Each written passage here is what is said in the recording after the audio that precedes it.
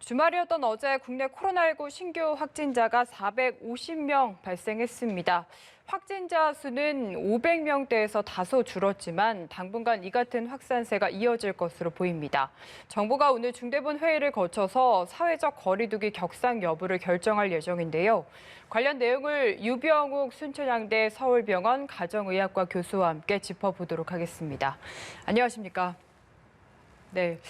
코로나19 신규 확진자 수가 450명이고요. 지역 감염은 413명입니다. 나흘 만에 500명 아래로 떨어졌다는 점은 일단 다행이긴 한데 보통 주말에는 검사 수도 줄다 보니까 이제 신규 확진자 수도 줄어들기 때문에 아직은 안심할 수 없는 단계다. 이렇게 이해를 해도 되는 겁니까? 맞습니다. 사실 지금 국내 발생자가 400명대 또 해외 유입까지 해서 500명대를 3일 연속 기록하다가 일시 멈춤한 것처럼 보이는 부분은 우리가 일시 멈춤했기 때문입니다. 근데 여기 말씀드리는 일시 멈춤, 사회적 거리두기라고 하는 것은 그런 진정한 효과성이 나타나려면 코로나19 바이러스의 특성상 다음 주 수능일 전후가 돼야지 나타날 것 같고요. 여기 제가 말씀드린 잠깐 멈춤은 대부분의 환자 발생이 서울 수도권인데 현재 서울시는 천만 멈춤, 긴급 천만 멈춤을 진행하면서 이동량이 많이 줄었죠.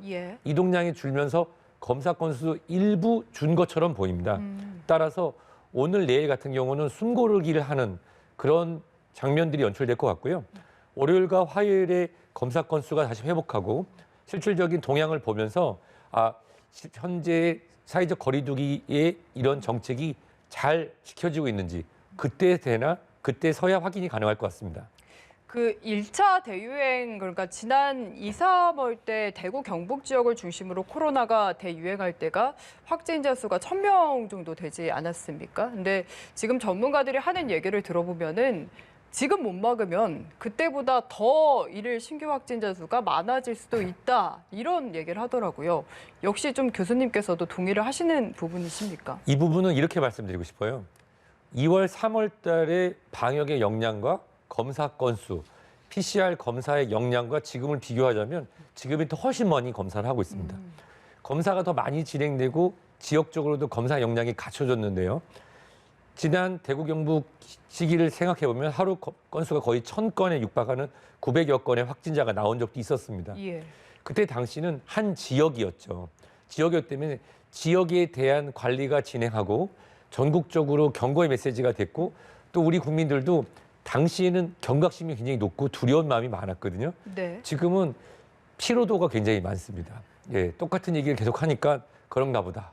나는 모르겠다 하는 분들도 일부 있었고요. 또한 현재 최근의 연구 결과, 호주 국립대학의 연구 결과가 아주 흥미로웠었는데요. 현재 나오고 있는 확진자 수보다 훨씬 더 많을 거라고 하는 사망자 수를 역순으로 계산해서 당시의 확진자 수를 계산했을 때 이탈리아 같은 경우는 당시의 사망자 대비 확진자 숫자가 보고되는 것보다 17배가 더 많을 거라. 한국 같은 경우는 2.6배가 더 많을 거라는 연구 결과가 있는데요. 그렇다고 하면 현재 지금 우리가 알아가고 있는 확진자의 수가 500명대 내외라고 하면 실질적으로 우리가 역량을 더 강화하고 더 많은 자발적 또는 유사 증상, 유증상자가 검사를 했다고 하면은 1,000명 이상이 매일 나오는 거여도 전혀 이상하진 않은 상황입니다. 그렇게 이해를 하면 된다라는 말씀이셨고요.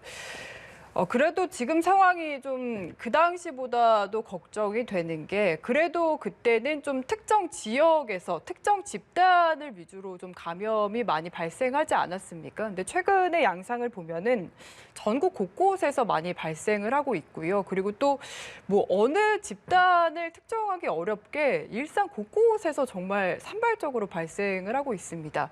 이 부분이 더 걱정이지 않을까 싶은데요. 네, 사실 이 코로나19 바이러스는 호흡기 비말로 감염을 일으키는 질환으로 사실 누구에게나 감염시킬 수 있고 누구나 감염될 수 있는데요. 말씀 주신 것처럼 1차 유행은 지역적, 2차 유행은 클럽발 특정 연령대 특정 군이었다고 하면 이번에는 마치 계절성 독감 인플루엔자처럼 그냥 대한민국이 코로나 바이러스에 전반적으로 퍼져 있고 최근에 나온 그 국민건강 영양조사와 이병 장병들에 대한 조사 연관을 봐도 20대 장병들 중에서 약 0.22%는 증상 없는 상태에서 확진이었다. 즉 실질적으로 20, 30대 또 40대 초반까지 젊고 건강한 사람들은 증상이 없는 상태에서 본인이 인지 못하고 지나가는 사람도 많은. 즉 현재는 코로나19 바이러스가 전국 어디에 누구에게나 있기 때문에 예. 과거랑은 다르고 따라서 최근에 일주일 전이었죠. 선제적으로 사회적 거리두기를 1.5단계에서 2단계로 서울 수도권 빨리 올리고 또 각각 지자체별로는 3단계에 준하는 것을 진행하고 있는 것은 현재의 그런 상황을 정확하게 파악하고 과거의 유행과는 다르다는 인식을 같이 하고 있다고 말씀드리고 싶습니다. 그래서 그런지 지금 보면은 감염 경로가 불명확한 사례도 이번에 보니까 16.5%로 계속 상승하는 추세인 것 같습니다. 그러니까 결국 어디선가는 조용한 전파가 계속해서 일어나고 있다는 건데 그러면 사실 뭐 주변에 확진자가 발생했다라는 뉴스가 따로 없더라도 예방을 하려면 그냥 계속해서 조심을 해야 한다. 저희가 이렇게 이해를 하면 되는 겁니까? 유럽과 미국의 사례를 보면요. 우리보다 좀 더 일찍 뭐 국가 봉쇄, 지역 봉쇄를 진행을 하고 있는데요. 사실 현재 코로나19가 안정적으로 공급되는 유효한 백신이 아직 확인된 게 없고요. 여러 언론 보도는 있지만 치료제에 대한 부분도 상용화, 즉 누구나 보편적으로 사용할 수 있고 그 가격을 감당할 수 있는 치료제가 나오지 않은 상황에서는 우리가 1910년부터 유행했던 스페니시 독감이라고 하는 그 대유행의 그 교훈, 1911년, 12년에 나왔던 그런 뉴스가 있는데요. 보면은 마스크 착용하고 집에 있으세요. 네. 교회 가지 마세요. 이런 얘기들이 나오더라고요. 예. 실질적으로 현재는 이 사회적 거리두기를 통한 우리가 개인 방역을 힘써야지만 코로나19의 확산세를 막을 수 있는 그런 시기입니다. 네. 어쨌든 조금 전에 이제 계속해서 현재 좀 국민들이 피로감을 많이 느낄 것이다라고 이야기를 하셨는데 이렇게 코로나 사태가 길어지다 보니까 의심 환자나 확진자가 늘어날수록 인력 부족에 이제 의료진들은 시달리는 것도 사실입니다. 그래서 그런지 일각에서는 뭐 집에서 이제 신속 진단 키트도 나오지 않았습니까? 그래서 자가 진단을 도입하는 건 어떠냐라는 의견도 나오고 있는데요. 간편하긴 할 것 같은데 이제 간편함이라는 장점도 있는 반면에 이제 진단이 얼마나 정확할까 하는 걱정이 있는 것도 사실이라서 전문가로서 좀 어떻게 생각하시는지 듣고 싶거든요. 이 이야기는 3월부터 지속적인 내용이었는데요. 네. 전문가들의 대략적인 그런 견해와 그다음에 우리나라 대한민국 정부의 방침은 아직까지 확고합니다. 이 효소 중합 검사라고 하는 PCR 검사 방법은 정확도가 95% 내외로 실질적으로 바이러스를 가지고 있는 사람, 뭐 아주 일부는 바이러스를 유효하지 않은 바이러스를 가지고 있는 사람까지 발견이 하지만 95%의 정확도로 우리나라처럼 땅덩어리가 크지 않고 진단 역량을 가진 나라에서는 효소중합법 PCR 진단법이 가장 유효합니다. 이 보통 우리가 신속 키트라고 하는 방법은 우리나라에서는 아직 통용되지 않습니다. 네. 우리나라에서 생산은 하지만 우리나라에서 통용되지 않는 것이 검사라는 방법이 혈액을 채취하거나 또는 일부 혈액을 떨어뜨려서 확인하는데요. 그랬을 때 이 검사의 유효값이 즉 환자가 실제로 바이러스가 있다라고 말할 수 있는 값이 70% 내외입니다. 예. 오히려 현장에서의 그런 혼돈을 일으킬 수도 있기 때문에 그런데요. 또 이런 일각에 이런 표현이 있죠. 그러면 전 국민을 하루 1시에 다 해서 확인하자 이런 얘기가 있는데 이 부분은 예산적인 품목이 아니라 그런 유효성이 문제입니다. 70%, 즉 10명 중에 7명을 우리가 실제로 환자 중에 병이 있다고 얘기할 수 있는데 나머지 30%는 본인이 없다고 생각하고 일상생활하면서 또 퍼뜨리면 어떻게 막나요? 네. 제가 이제 PCR 검사를 해서 코를 이렇게 검사를 해서 어제 검사를 해서 오늘 음성이 나왔다. 그런데 내가 오늘 방역 수칙을 어겨서 사람들하고 만나가지고 오늘 감염이 되면 내일부터는 또 환자가 될 수 있지 않습니까? 예. 그렇기 때문에 이러한 것은 어떤 시점으로 딱 잘라서 얘기할 수 있는 게 아니고 우리나라처럼 땅이 작고 방역 시스템상 효소 중합 검사를 뭐 지금 검사 중인 게 한 5만 건 정도 오늘 나오고 있는데요. 실질적으로 이렇게 할 수 있는 국가에서의 선택 방법은 현재까지는 효소 중합 방법인 PCR 방법이 유일하고 가장 정확하면서 사회적 혼란과 의료진의 치료 혼란을 막을 수 있는 방법입니다. 네, 알겠습니다. 그리고 방역 당국이 오늘 또 한 번 중요한 결정을 하죠. 사회적 거리두기 단계를 격상할지 여부를 논의할 예정인데 조건적으로는 지금 전국적으로 2.5단계 상향을 충족한 상태인데 지금 사실 상인 분들이 워낙 어렵기도 하고 이제 1.5단계, 2단계까지 수도권은 빠르게 지금 상향을 한 상태에서 아직은 그 효과를 증명하기에는 좀 이르다 하는 생각도 있는 것 같아서 오늘 어떤 결정을 할 거라고 보시는지 또 해야 된다고 보시는지 좀 견해를 듣고 싶습니다. 우선 1단계에서 1.5단계로 그 선언이 됐을 때는 약간 전문가 집단, 저를 포함해서 실망스러운 점이 있었습니다. 과연 1단계에서 1.5단계를 일반 국민들이 얼마나 이해할 수 있을까? 사실 저도 이해가 잘 안 되더라고요. 네. 그런데 지난주에 2단계로 상향은 1.5단계에서 2주를 기다리지 않고 빠르게 진행한 거는 옳은 선택이었다고 생각됩니다. 네. 이런 부분들은 국민에게 주는 메시지가 중요하거든요. 지금 우리 2단계다. 큰일 났다. 지금 하지 않으면 우리 모두 다 큰일 날 수 있다라는 메시지가 정확하게 전달되고 우리나라 국민들은 너무나 감사하게도 그걸 잘 따라주고 계십니다.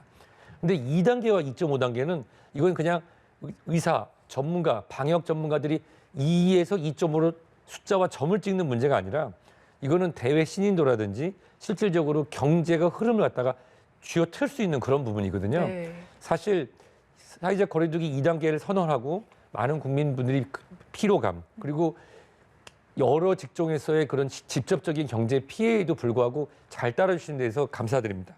근데 실질적으로 2.5단계로 들어가는 거는 지금 우리가 어떤 테이블에서 숫자를 놓고 몇 명이니까 2단계 올리자라고 하는 그런 거랑 약간 다릅니다.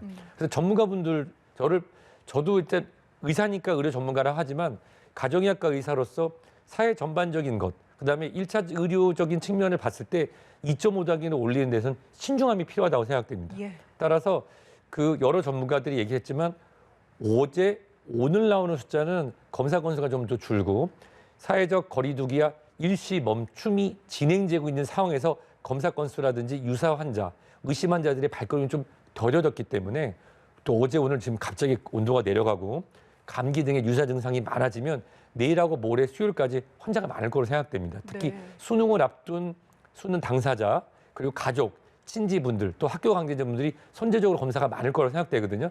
그랬을 때도 꺾임이 안 되고 진행된다고 하면은 수능 전후에서 사회적 거리두기 단계의 상향에 대해서 이 사회적 거리두기 2단계 이후에 2주를 안 채워도 가능하지만 이번 주말 동안에 책상에서 딱 얘기한다고 하면은 일부 직능 집단이나 사회 경제적으로 직접적으로 그 타격을 받는 집단에서는 어느 정도의 반발이 있을 거라고 제가 생각되기 때문에 이번 주말에는 여러 가지 방역 대책 중에 수능에 대한 또 수능 이후에 수험생 관리, 수험생 가족 관리에 대한 지침과 2단계에서 2.5단계로 올리기 전에 사회적 공감을 위한 메시지를 전달하는 그런 시간이 돼야 된다고 생각됩니다. 그러면은 오늘 2.5단계로 올리는 거는 일단은 좀 보류하는 게 좋겠다라는 결론이신 거네요. 그게 2에서 2.5단계로 올렸을 때 네. 이제 주말 동안에 메시지가 전달이 되는 게 진행을 되는 걸 봐도요.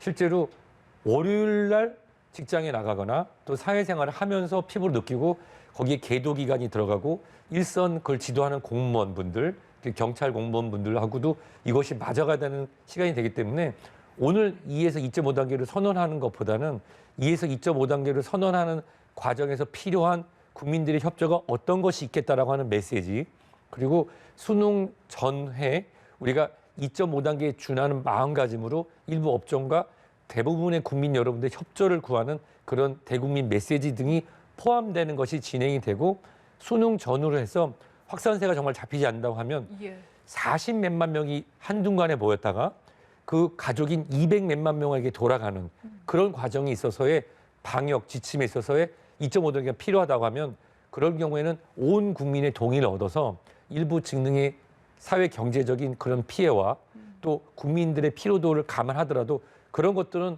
받아들일 수가 있습니다.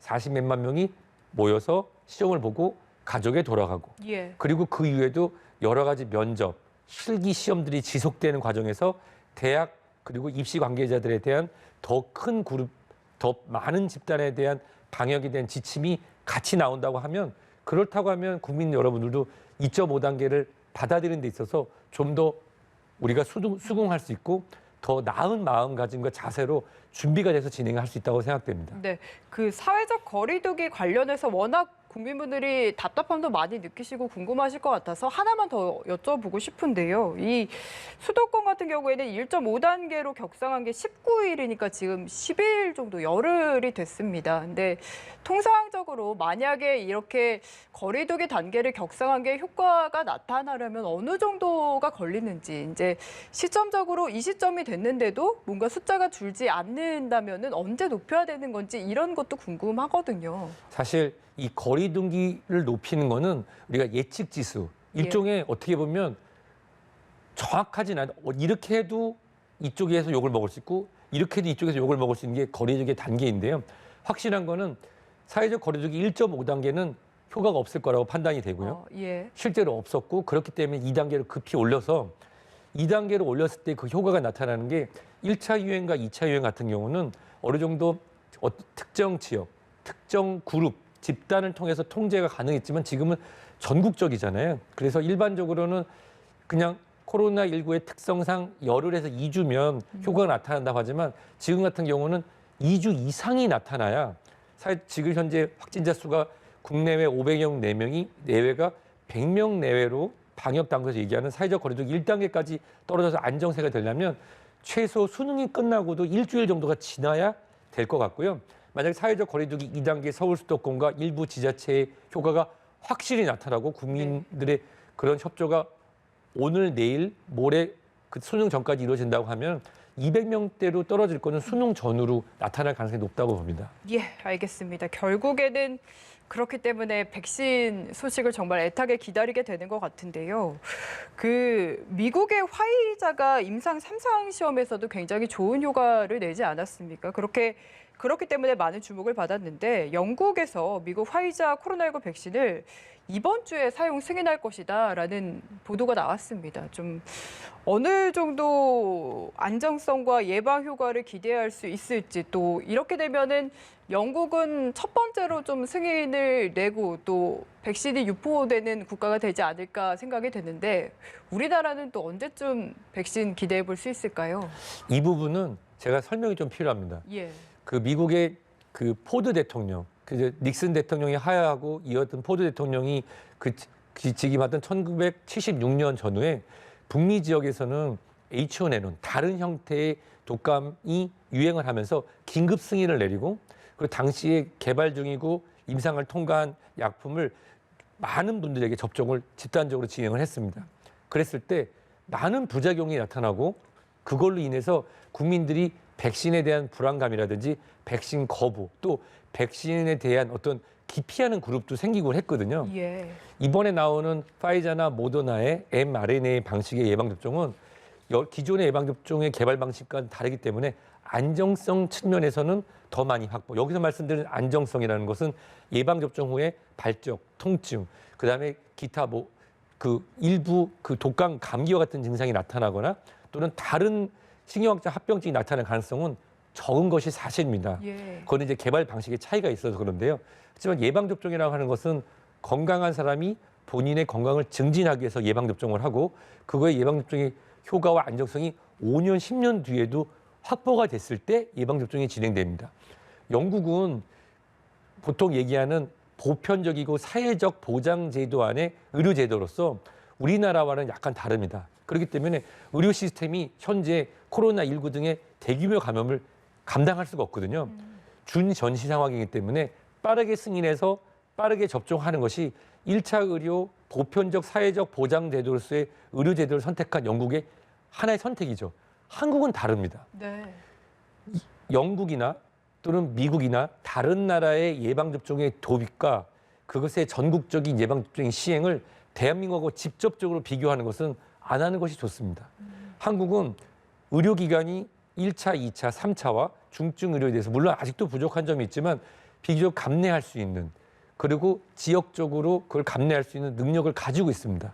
물론 부족하다고 말씀하시는 분이 많겠지만 지금 말씀하신 영국에 비교하자면 그런 부분을 감내할 수 있기 때문에 예방접종이 진행하는 데 있어서는 도입하고 기초임상과 또 특정 영역에서의 효과성, 안정성이 확보된 이후에 그리고 일반 국민에 대한 안내 그리고 그거에 대해서 진행이 돼야 됩니다.